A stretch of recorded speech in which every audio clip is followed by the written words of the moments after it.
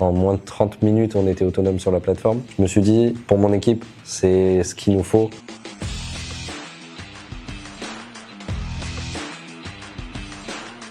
Je suis Cédric Van Sonnebroek, je suis le responsable système et réseau de l'entreprise Pelincasté. Donc je gère toute la partie support utilisateur, MCO, cybersécurité. J'ai un scope assez large au sein de l'entreprise Pelincasté, spécialiste dans le tri de déchets, qui compte environ 300 salariés, avec une filiale aux USA, en Australie, au Japon et aussi présent en Europe. On vend nos machines à travers le monde et du coup on a énormément de déplacements à l'international. Donc on s'est posé en mode, ok, il faut qu'on trouve une solution à cette téléphonie qui nous coûte énormément d'argent et qui n'ait aucune flexibilité. Alors on a pris nos besoins actuels étant la mobilité, une couverture réseau importante, la possibilité de voyager à l'international, une facilité de gestion parce qu'on est une équipe de 3 personnes, donc il faut qu'on gère ça facilement, la possibilité d'avoir les lignes désengagées, on ne traîne pas un numéro de téléphone sur des années, et un coût forcément à la ligne moins élevé.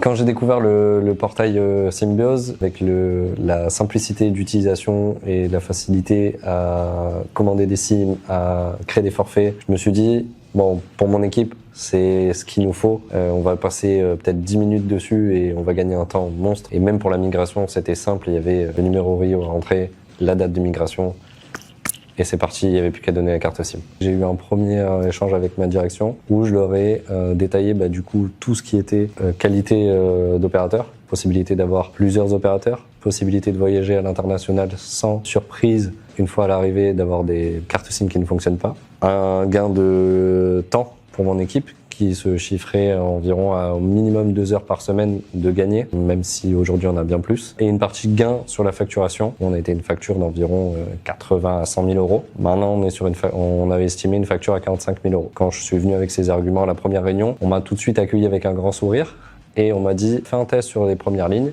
et on voit ce que ça donne dans quelques semaines et après on passe à la suite si c'est bon.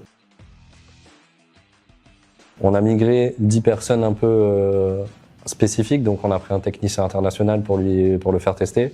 On a pris des gens vraiment dans les bureaux. Bon, on n'a pas pris notre PDG parce que c'était un peu trop risqué, mais on a pris des personnes vraiment susceptibles de bouger énormément sur le territoire français et à l'international. Et au bout d'une semaine, on n'a eu aucun problème. On s'est dit bon on y va.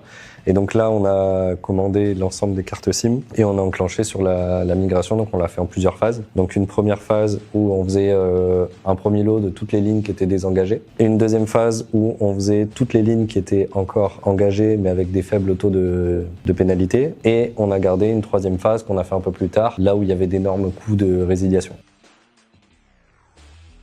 On avait une estimée à 45 000 euros d'économie. Bon, je pense qu'on est à plus de 60 000 euros d'économie sur l'année où on a fait la migration, malgré les frais de résiliation. On peut prendre aussi des routeurs 4G, donc ce qui nous a pas mal aidé pour certains projets où on devait bloquer certaines choses. On a pu prendre des opérateurs spécifiques pour d'autres lignes qui avaient besoin d'un opérateur spécifique. Un gain de temps en termes de gestion. On est passé vraiment de 2 heures par semaine à 10 à 15 minutes par semaine, ce qui est pour une équipe de 3 personnes énorme. Puis on a gagné aussi la confiance de la direction en montrant qu'on était capable de faire des chantiers assez costauds parce qu'il faut quand même migrer 160 lignes en un temps record et avec des économies à la clé.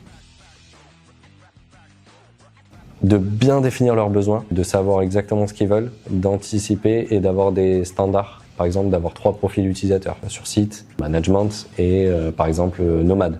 Donc ça leur permet d'avoir une estimation vraiment précise de leurs coûts à la fin et de faire leur migration en plusieurs steps. D'abord sur site, après le management et après les personnes nomades qui sont un peu plus compliquées à avoir, qui sont généralement aussi moins nombreuses.